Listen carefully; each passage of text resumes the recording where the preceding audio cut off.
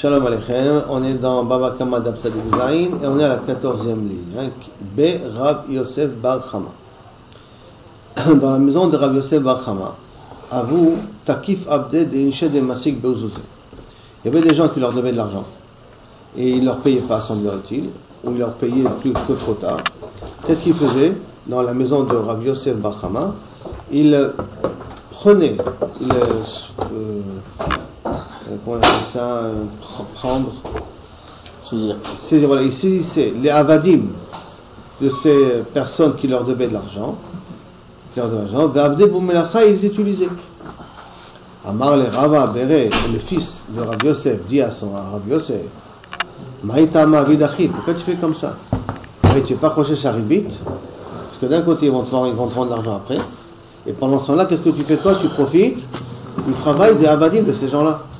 Est-ce que tu n'es pas croché charibit? Amar le de Amar Rav Nachman, Amar Marachi, Amar le de Amar, moi je vais d'après Rav Nachman, Avda, Nehum, Krasé, Lo Shavé. Un Eved, ce qu'il mange n'est pas égal à ce qu'il travaille. Ça veut dire que le travail qu'il donne, qu'il produit, vaut moins que ce qu'il mange. Et moins que ce qu'il mange. Et donc, quand moi je leur donne à manger, donc je dépense plus que ce que je gagne. Qu'est-ce qu'il fait? Comme ça, il répond. 8 heures par jour, qu'est-ce qu'il fait? Comme ça, il répond 30 secondes. Amarle et Mard, Amar Nachman. Peut-être que Rav Nachman il a dit que la nourriture d'un Eved vaut plus cher que le travail qu'il produit, qu'Egon de Aru Avde, comme par exemple Aru le serviteur, l'esclave de Rav Nachman, que des marquides, Québécoubé, qui dansaient pour pouvoir avoir des verres de vin à boire. Et par conséquent, Rav Nachman était obligé de lui rajouter en plus de l'argent pour qu'il ait de quoi vivre, qu'il ait de quoi manger. Ça veut dire que c'était un esclave que lui perdait son temps à faire rigoler les gens et il ne gagnait pas sa vie avec ça. Et donc Rav Nachman était obligé de le payer pour ça. Aval, Kolo Avde, mais tous les autres Avadim, ils font un travail et leur travail peut vouloir beaucoup plus que ce qu'on leur donne à manger. S'ils mangent du pain et du hummus, ils te donnent un travail qui vaut 1000 shekels, tu ne vas pas me dire que ces 1000 shekels là c'est ce qu'ils mangent, c'est pas possible. Amarle, il a dit ok. Moi, Anna qui Rabbi Daniel Svirade. Moi, je pense comme Rabbi Daniel. Que quoi? Amar Rabbi Daniel, on l'a déjà vu. Barbera Katina. Amarav, Atokef Abdo Shel Chavero. Celui qui prend de force le évêque de son ami. Versabo Melacha Pato. Et qu'il a travaillé avec ce évêque là, il est patour de payer le propriétaire. On a appris ça il y a 2 pages en arrière. D'accord? C'est bizarre. La Gemara elle avait répondu qu'on parle dans un cas où le évêque ne travaillait pas sur le patron. C'est-à-dire qu'il était en vacances. Le patron ne lui avait pas donné de travail. On parlait dans un cas pareil, comme ça que le Gemara l'avait expliqué là-bas. Pas que je le prends pendant qu'il est en train de travailler et je le prends et il me fait travailler chez moi. La Gemara que je lui fais perdre de l'argent au patron. On avait dit que même si tu prends le patron, tu reprends un évêque, tu le ramènes quand il est vieux, il était quand même pas tour. C'était bizarre ça. On avait dit parce qu'il a été médamé ça des carcaotes. Parce que l'évêque ressemblait à des carcaotes. Alors c'était un espace. Et comme les carcaotes, ils ne sont jamais rentrés dans la propriété du gazlan, donc le évêque n'est jamais entré dans la propriété du gazlan. C'est-à-dire que l'évêque appartient encore au propriétaire. Il n'y a pas eu de kinyan, il n'y a pas eu de chinou, il n'y a pas eu de rentrée chez toi. Par conséquent, tu peux lui dire Areshel Khalef Anecha. Ça, c'était la svara qu'on avait dit, que d'après le Madamar qui dit que l'évêque est égal au carcaote. Pas il y a Marabimi et Chachamim là-bas. Mais le Baal, il perd. Toutes ces années-là qu'il n'a pas pu. Mais c'est un manque à gagner. C'est pas une perte financière, c'est un manque à gagner. Le bel il aurait dû travailler, il n'a pas travaillé chez moi. Oui, mais du côté, il a dû engager quelqu'un d'autre pour faire le travail. Donc c'est un gramme, c'est pas un garmé, c'est pas un Ezek Yashir, c'est un Ezek Lo Yashir. Et donc gramme, on n'est pas Mechayev. Mais de nouveau, quand j'ai pas besoin de lui, il a pris pendant que j'avais pas besoin de ce événement. Alors, c'est un petit peu Saraf Katina qui parle ici. Alma, Nichale, Delo, Listare, Avde. Donc on avait dit que, je pense comme il avait dit Rabbi Yosef Bar Chama, moi je pense sur Rav Daniel là, qu'il avait dit que le propriétaire de l'évêque est intéressé à ce qu'il fasse travailler son évêque quand il est au chômage, parce que si tu le laisses un petit peu au chômage, il va s'habituer à être fainéant. Donc le fait de l'utiliser, même pendant qu'il ne travaille pas, hein, c'est dans l'avantage du propriétaire du Eved. C'est pour ça que je suis pas tour de payer. Comme ça, il avait expliqué la Gemara auparavant. Il lui répond, le fils, Rabbi Yosef, il lui répond, Amar le Hanem, il est dans quel cas? Echadelo masik bezouzé. Là, on parle dans un cas où j'ai pris le Eved de quelqu'un, mais ce quelqu'un, je ne lui avais pas emprunté de l'argent. Ou il ne m'avait pas emprunté de l'argent. Il n'y avait pas un problème de ribit potentiel. Par contre, Marc, Evan de masik bezouzé, merzeke ribit.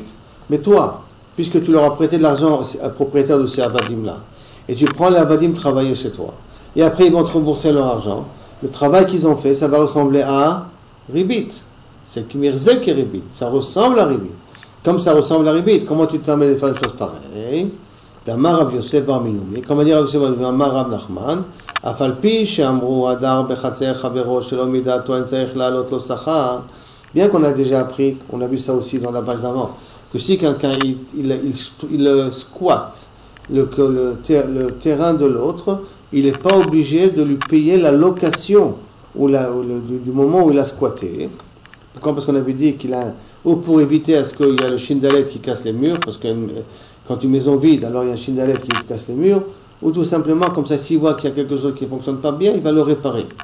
Donc il est intéressé qu'il y a quelqu'un dans son appartement, comme ça il permet d'avoir la maintenance dans l'appartement en question. Donc, par contre, il va au Vedar, mais si je lui ai prêté de l'argent et après il habite dans le Khatser, il faut lui payer. Pourquoi? Il ne faut pas qu'on dise que c'est ribit. La location, le fait d'habiter dans l'appartement, c'est ribit. Pour éviter qu'on dise ribit, il faut qu'il lui paye la location. Pourquoi? Parce qu'il lui a emprunté de l'argent avant. Bien qu'habituellement, quelqu'un qui squatte le terrain de quelqu'un d'autre dont il n'en a pas besoin, il n'est pas censé lui payer le dédommagé de la location. Mais là, s'il a emprunté de l'argent chez lui avant, il est obligé de lui payer la location pour pas que c'est une avak ribit. Quand il a entendu ça, Rav Yosef, a marlé à Darbi, Shukhoserbi. Je ne vais plus utiliser les avadim de mes, pas créanciers, de mes emprunteurs. Mais le RIF et les Rishonim me disent, mais il n'était pas obligé de rendre ribit. Il n'a pas à rendre quelque chose. Parce qu'en vérité, ça ne s'appelle pas ribit. Cette situation, ça ressemble à ribit, dans l'image de ribit, mais ce n'est pas ribit. D'accord? Et c'est pour cela qu'il n'a rien remboursé, et qu'il a arrêté de prendre ces avadim-là. Pour pas qu'il y ait une connotation ou une avamina, que les gens y croient que cet homme-là, il prend ribit.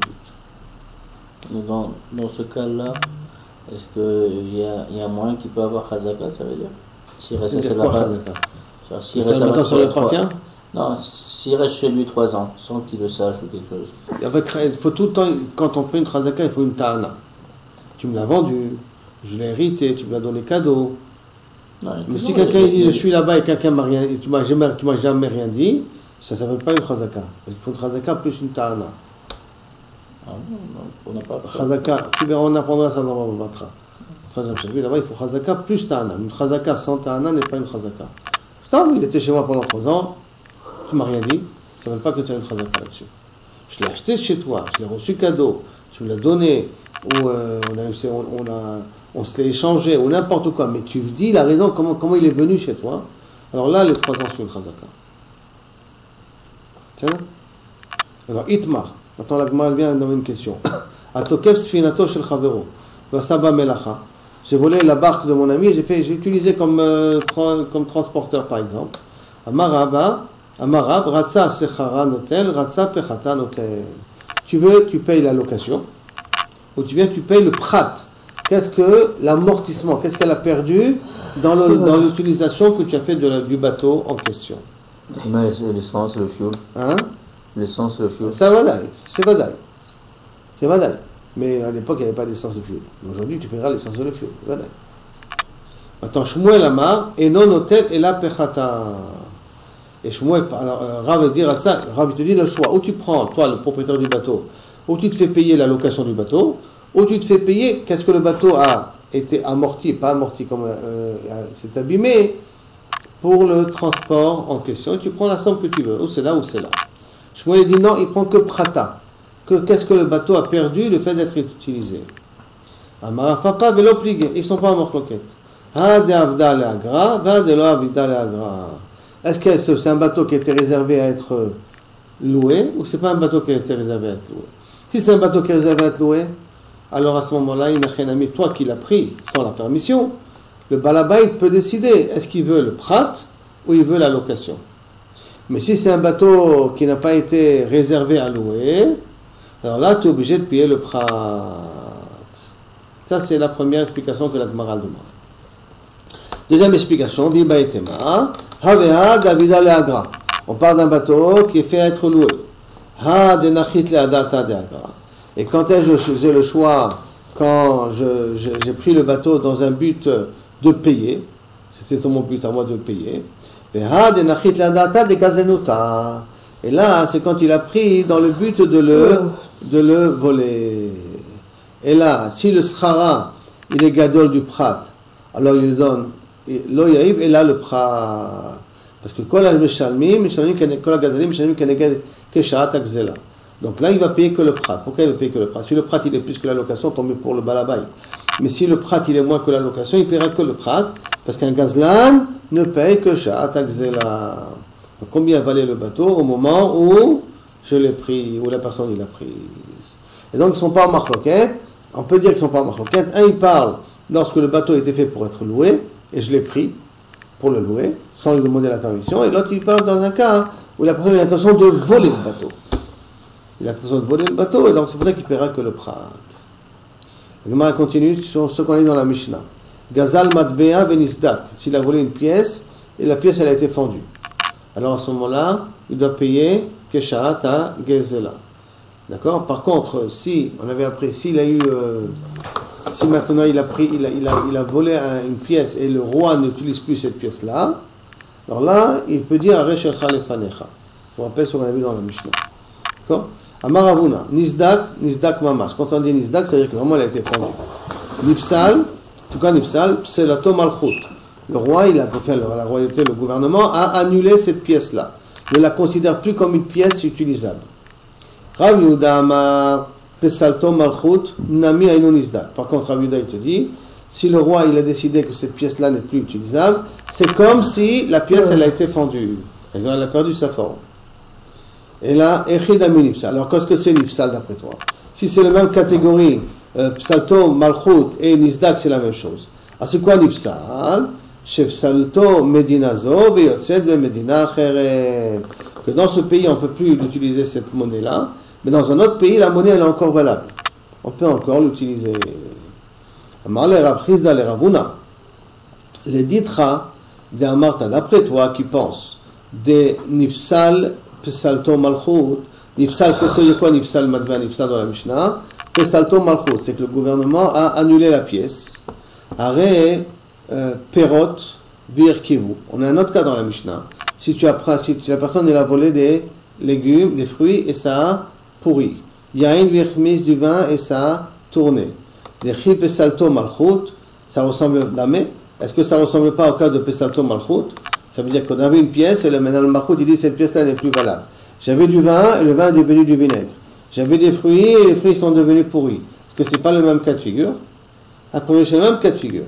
Les katani, pourtant il y a marqué Meshalem kesharat akzela. Il y a marqué pourtant dans le cas des pérotes, Meshalem Keshat Akzela. Et donc si ça va Meshalem Keshat Akzela, d'après ton explication à toi, que Pesalto Malchut, ça veut dire que le Médina ne considère plus la pièce. Donc c'est exactement comme les pérotiers qui vaut. Alors comment ça se fait que je dis, il peut dire Arech elcha lefanecha?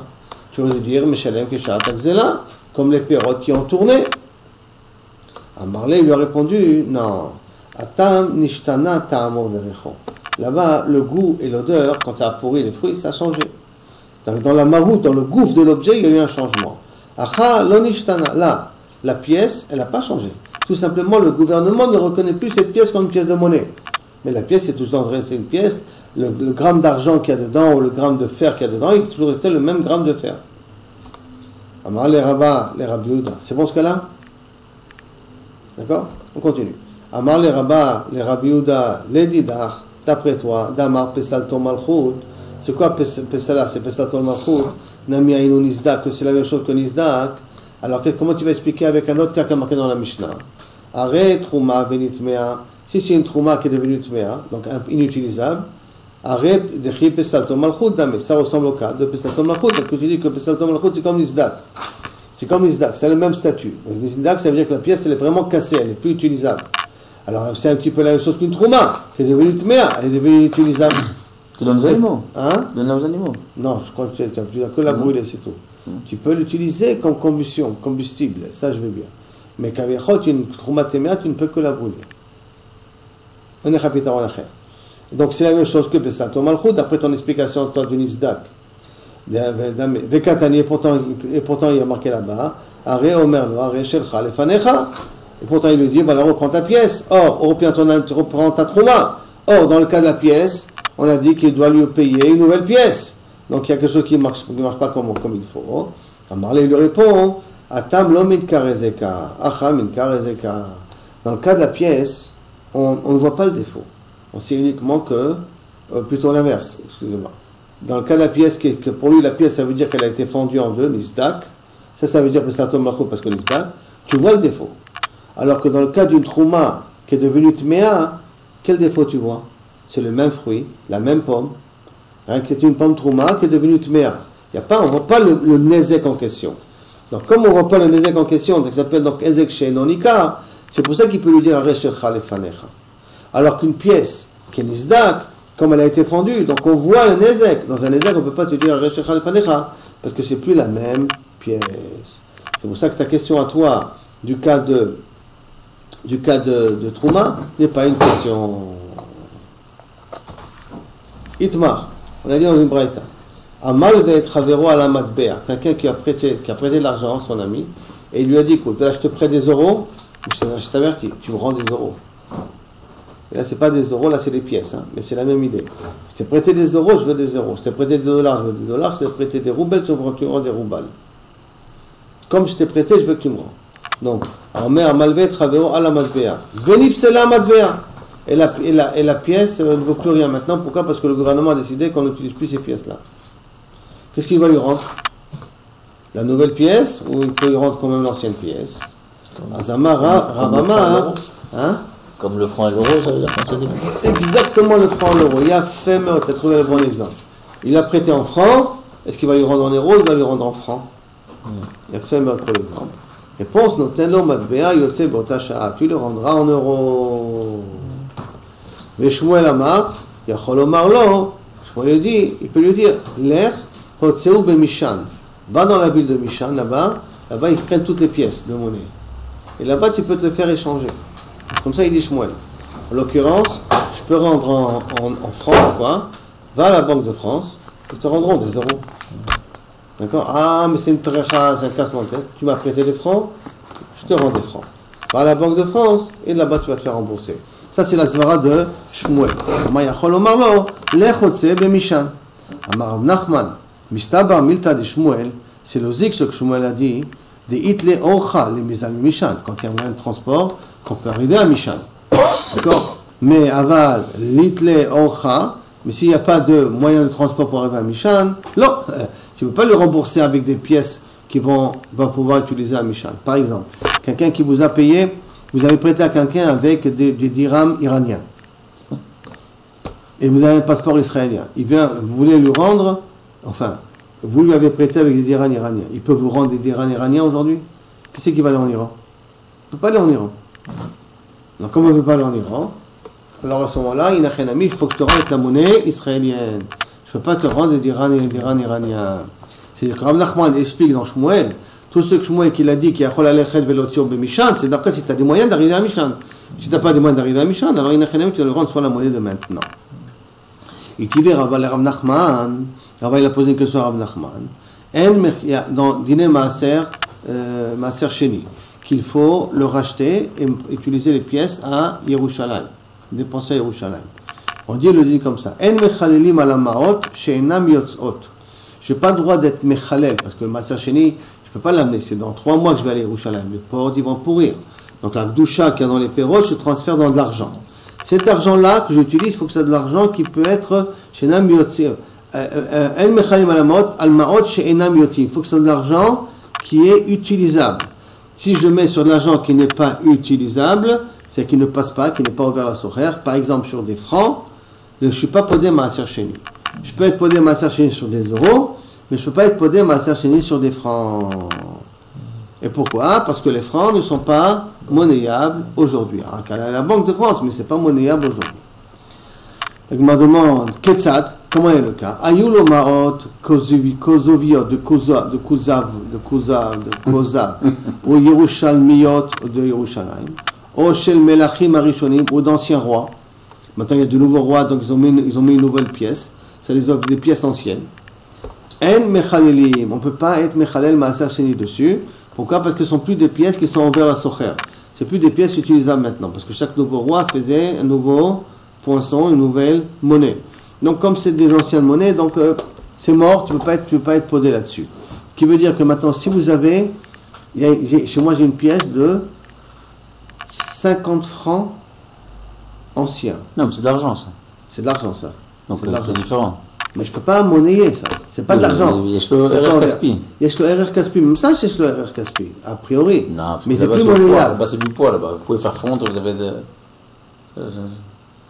Tu veux dire que c'est une valeur, oui, une valeur monétaire. C'est pas du barzel. Ou...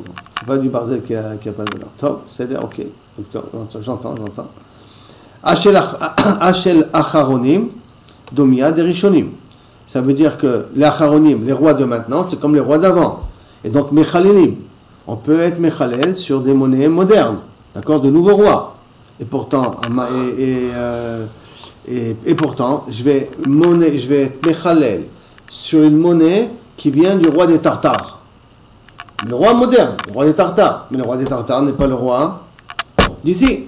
Et pourtant, de la Mishnah, c'est Mashma que je peux sur les Melachim Acharonim. Donc, même si le roi n'est pas le roi du pays en question, j'ai le droit quand même de racheter le Maaser Sheni sur ces pièces-là. Donc ça voudrait dire qu'il ne faut pas besoin Maot Shenam Yotzot, c'est pas vrai. Même Maot Shenam Yotzot, je peux être podé le Maaser Sheni. Amarli répond à Chalema Skinan que Shen Malchuyot Makpidot Zoalzo. Non, de quelqu'un on parle que les rois les royaumes ne font pas la guerre, qui veut dire ça ne me dérange pas que tu me payes en monnaie tartare. Ça ne me dérange pas. Si tu veux me payer en monnaie tartare, ça marche ici aussi.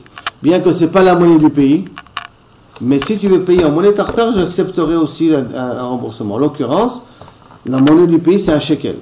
Mais si je veux être podé sur $1, je peux être podé sur $1, sur un cent ou sur un euro. Pourquoi? Parce que dans le pays, ça ne nous dérange pas d'utiliser la monnaie européenne ou aussi la monnaie américaine. Alors que dans un cas pareil, inachenami, tu peux. Mais il y a des endroits, par exemple, que la monnaie israélienne ne passe pas. Vous allez en Géorgie ou non, en Europe, vous voulez payer en shkalim, ils ne vont pas vous le recevoir.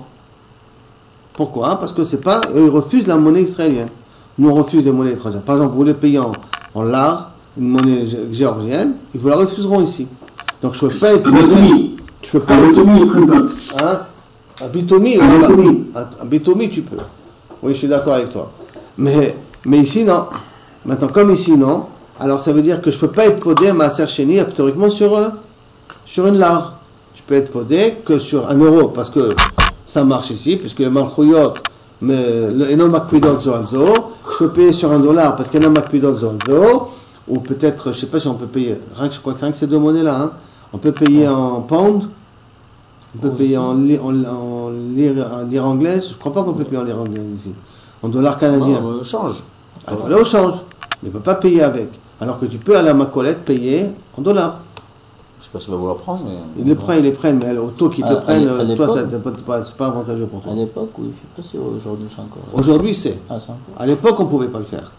Tu n'avais pas le droit de payer en dollars. À l'époque, ils ne payaient pas le loyer en dollars. Non. Ils faisaient la valeur en dollars, mais tu payais en shkalim.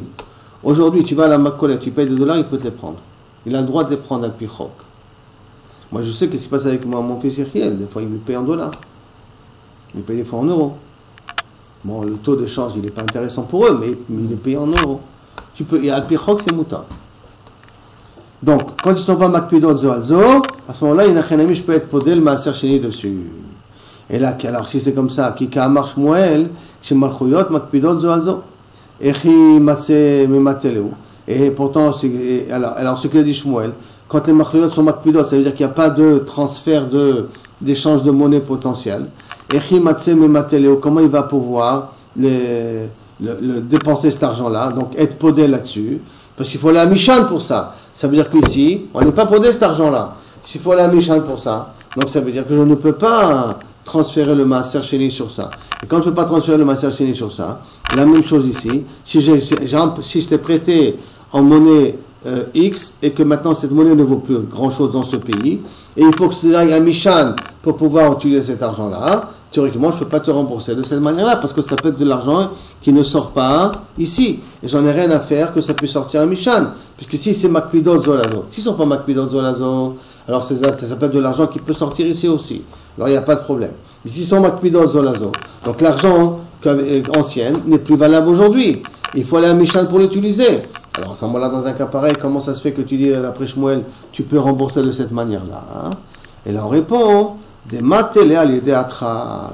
Non, on parle ici que tu peux, bédé à l'idée atrak, faire sortir avec cet argent-là de l'eau bachaché. C'est-à-dire que la police, quand il vient avec cet argent-là, elle ferme les yeux. Mais si il t'attrape, il te confisque. Mais tant qu'il ne t'attrape pas, il te laisse pouvoir, de pouvoir monnayer avec cet argent-là. Donc comme à l'idée attrape, tu peux encore monnayer. Et si le malvé, le prêteur, prévoit de voyager à Mishan, voyager là-bas à Nilodama en Géorgie, alors là, tu peux lui rembourser en lard. Tu peux le rembourser aux monnaies de Mishan. Mais si le prêteur n'a pas prévu de voyager à Mishan, bien que Bediavad, cet argent pourra être valable, tu ne peux pas le rembourser avec cette monnaie-là. En d'autres termes, qu'est-ce qui te dit Shmuel? Pour pouvoir dire que je peux rembourser avec la même monnaie que j'ai empruntée, c'est uniquement à la condition où que je peux aller là-bas et rembourser l'argent, et me faire utiliser l'argent là-bas, et je compte voyager vers là-bas. Moi, le prêteur, je compte aller vers là-bas, donc tu peux me rembourser et je dépenserai cet argent là-bas, ou que Bécha Tatrak, cet argent peut passer ici aussi. Mais si cet argent n'est pas monnayable ici et que la personne n'est pas censée voyager à Mishan, alors je ne peux pas le rembourser avec la monnaie ancienne, il faut que je le rembourse avec la monnaie moderne de maintenant. Tashma, alors bien écoute. En mechalim al maot shel kan behen bebavel. Je ne peux pas être podé Maaser Sheni avec l'argent israélien pendant que je me trouve à Bavel. Si je suis à Bavel, il faut que je rembourse il faut que je suis podé avec l'argent Bavel. Et donc si je suis en Israël, je ne peux pas être podé avec l'argent de Bavel. Michel Bavel, behen kan. Si maintenant j'ai de l'argent de Babel et je suis ici, je ne peux pas être podé le Maaser Sheni sur l'argent de Babel alors que j'habite ici ou l'inverse. Ben kan. Chez le Babel, même chez le Babel, mais si je suis à Babel et j'ai de l'argent babylonien, je peux être podé Maaser Sheni là-bas sur l'argent babylonien. Ça veut dire que si je suis en France et j'ai du Maaser Sheni en France, je peux être podé sur des euros. Mais si je suis maintenant ici et j'ai des euros, je ne peux pas être podé au Tam Maaser Sheni sur des euros. Il faut que je sois podé auto sur Dafka des Shkalim. L'inverse de ce qu'un petit peu on a dit auparavant. Le Maaser Sheni il doit venir à Yerushalayim. Il n'a rien à voir. Ça ne doit pas être podé dans l'argent de Yerushalayim. Mais oui, mais quand tu es podé de l'endroit où tu as les pérotes. Tu vas être podé à Yerushalayim. L'argent de Yerushalayim, tu dépenses l'argent. Ouais, tu dépenses l'argent à Yerushalayim. Si je vais être podé sur, disons, des euros, oui. Et je vais les donner à la personne qui va venir à Yerushalayim pour les donner au Beth Amikdash. Alors, tu es à Paris, donc il n'y a pas de problème. Tu peux être podé ton Maaser Sheni à Paris sur des euros parce que c'est la monnaie de l'endroit. Mais est-ce que tu peux être podé à Paris avec des shkalim? Qu'il y a des shkalim. Et tu vas être podé Maaser Sheni sur des shkalim à Paris. Tu peux ou tu peux pas? Qu'est-ce qu'il vient de dire que non? Non, voilà qu'il vient de dire que non. Pourtant, tu vas aller à Yerushalayim pour les dépenser. Et pourtant, tu ne peux pas être podé au top. Contraire à ce qu'on a dit jusqu'à maintenant. Donc, je vois pourtant qu'il y a marqué ici, En mechalelim al maot shel kan vehem bebavel. Je ne peux pas être podé avec de l'argent israélien alors que je me trouve à Babel. Pourtant, quand tu es à Babel, tu vas dépenser cet argent à Yerushalayim. D'être podé sur les shkalim à Babel. Et pourtant, tu vois ici que tu ne peux pas. Afalga de Sofo les misak le'ata, bien que Bassof, tu comptes arriver à Yerushalayim. Réponse. Non,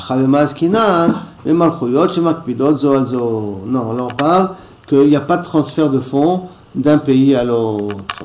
Quand il n'y a pas de transfert de fonds d'un pays à l'autre, même bien que j'utilise la monnaie de l'autre pays, Mais comme dans le pays où je suis, on t'interdit d'utiliser cette monnaie-là, c'est pour ça que je ne peux pas être podé Maaser Sheni sur la monnaie israélienne.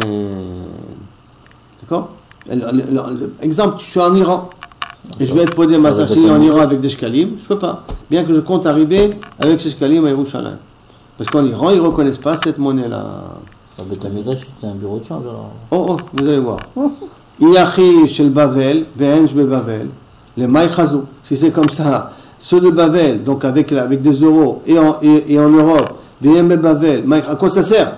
Puisque Makpidot Zoanzo, donc on ne peut pas faire de transfert de fonds. Donc à quoi ça sert que tu vas te poder ton Maaser Sheni avec l'argent babylonien quand tu es à Bavel, alors que théoriquement tu ne veux pas faire ce transfert en Eretz Israël, puisque Makpidot Zoanzo. Le Maï Chazou répond Chazou des abin bebehema. Tu peux acheter ça avec un animal. Ou Masik l'Yerushalayim. Et amener l'animal à Yerushalayim. Achète un autre animal. Parce que il faut que ce soit quelque chose, pas de la technologie. Hein. Tu achètes une vache, tu achètes un cheval. Et ce cheval, tu vas le vendre à Yerushalayim. La Gemara demande Tanya, pourtant on a marqué Kinu shiyu amarot yotzot b'Yerushalayim. Mipnei kach. Alors, pourtant, à Yerushalayim, toutes les monnaies sont monnayables, comme tu as dit. C'était un bureau de change international. Et Yerushalayim, chez Yuhama, toutes les maot yotzot b'Yerushalayim, mipnei kach. Amar Rabbi Zera lo kashia. Kan bizman shiad Israël takifa. Quand est-ce toutes les monnaies sont valables et que tu peux être podé parce qu'à Yerushalayim, il y a un bureau d'échange qui va t'échanger toutes les monnaies mondiales. C'est Dafka quand Isman chez Israël, Yad Israël takifa. Quand Israël qui gouverne et que tous les goïms ont peur des juifs. Comme par l'époque de Shlomo HaMelech et ainsi de suite. Alors là, Inachenami, tu peux être podé en monnaie babylonienne, même que tu es à Babylone, et tu viendras l'utiliser à Yerushalayim, parce que de toute manière à Yerushalayim, ils vont échanger cet argent-là, parce qu'il y a un bureau de change qui prend des monnaies babyloniennes. Par contre, Al-Umot HaOlam, quand est-ce qu'il faut que tu fais dafka avec la monnaie du pays, quand Bisman Shide Umot HaOlam Tekifa Al-Atzmam. Que Kebechol, on n'a pas d'emprise sur eux, que les goïms sont libres, alors là, Inachenami, je ne peux pas à Yerushalayim pouvoir être podé aussi avec de l'argent qui vient de Babylone, et là il faut d'Afka de l'argent qui vient d'Eretz Israël. Pourquoi? Parce que comme on n'a pas il y a des tekifa à la goïm, donc on ne peut pas se permettre de dire qu'on impose ou on contrôle de ce qui se passe à l'étranger. Par conséquent, on devient un petit peu autarcique à ce niveau-là, et qu'on n'est podé rien qu'avec la monnaie du pays en question. C'est là. Quand on n'est pas Khazak, il faut changer tes... Dafka, là, il faut que si tu as la monnaie babylonienne, va acheter une vache et l'amène là ici. Ah. Mais si il y a d'Israël Takifa, et tu as de l'argent babylonien, tu peux l'amener l'argent babylonien, de toute manière, il y a des bureaux d'échange ici qui vont te les échanger. Tanur Avanan. Ezo Matbea chez Yerushalayim. Hein? Quelle était la monnaie de Jérusalem? Celle de Shlomo HaMelech. Comment était la monnaie en question? Réponse, il y avait marqué David ou Shlomo Mitzad Echad. Il y avait l'image de David et Shlomo, ou les noms de David et Shlomo d'un côté. Et Yerushalayim Ira Kodesh Mitzad Sheni. Il y avait marqué Yerushalayim Ira Kodesh de l'autre côté. Ça, c'est la monnaie de Jérusalem. Il y a marqué David et Shlomo d'un côté, et Yerushalayim Ira Kodesh de l'autre côté. Bezou Matbea chez Abraham Avinu. Comment était la monnaie d'Abraham Avinu? Comment était le poisson qu'il y avait? Zaken Veskena Mitzad Echad. Il y avait l'image d'un vieux ou d'une vieille d'un côté. Ve Bachur Betula Mitzad Acher, qui veut dire Yitzhak et Rivka de l'autre côté. C'est-à-dire ça, c'était la monnaie d'Abraham Avinu, hein, parce que chacun faisait poissonner sa monnaie à lui, puisqu'on allait par rapport au poids d'argent qu'il y avait. Donc tu peux faire ta monnaie personnelle, et rien que le poids d'argent qui compte dans la monnaie, c'est ça qui comptait. Ba'amin et Rabban Mirav Chizda, Rabban Mirav Chizda pose la question Hamal ve travero à la matbea. Quelqu'un qui prête de l'argent à quelqu'un en euros et qui lui demande de lui rembourser en euros. Mais aussi, ils ont changé l'euro. Et l'euro maintenant, c'est plus une petite pièce, c'est une pièce qui est un peu plus importante. Donc il y a beaucoup plus de matières premières dans l'euro en question. Mao, Amarlo, notelo matbea yotse botasha. Ben paye-le en euros modernes. Amarle va filou kinafia, même s'il est grand comme un tamis. Amarle in, lui a dit oui. Amarle va filou kitrafia, même qu'il est grand comme un grand tapis, évidemment, comme quelque chose d'encore beaucoup plus grand. Amarle ken, amarle in, il a dit oui. Il a dit ça aussi, d'accord? tartia, excusez-moi le terme encore plus précisément, tartia, qui veut dire une matbea comme rova akav. C'est une pièce qui est énorme. Amarle in. Magma demande, vea kazalian pere. Ah, plus la pièce elle est grande, plus tu peux acheter des pérottes. Et plus tu peux acheter des pérottes avec, donc plus il y a un problème de rébite. Il t'a prêté 1000 shekels en argent que tu pouvais acheter 100 kilos de pommes. Et maintenant, les 1000 shekels, ils ont grossi. Donc tu vas pouvoir acheter 110 kilos de pommes. Ah, les 10 kilos de pommes que tu vas acheter en plus, c'est rébite, puisque la monnaie elle est plus lourde. Amaravashi, Chazina, on regarde.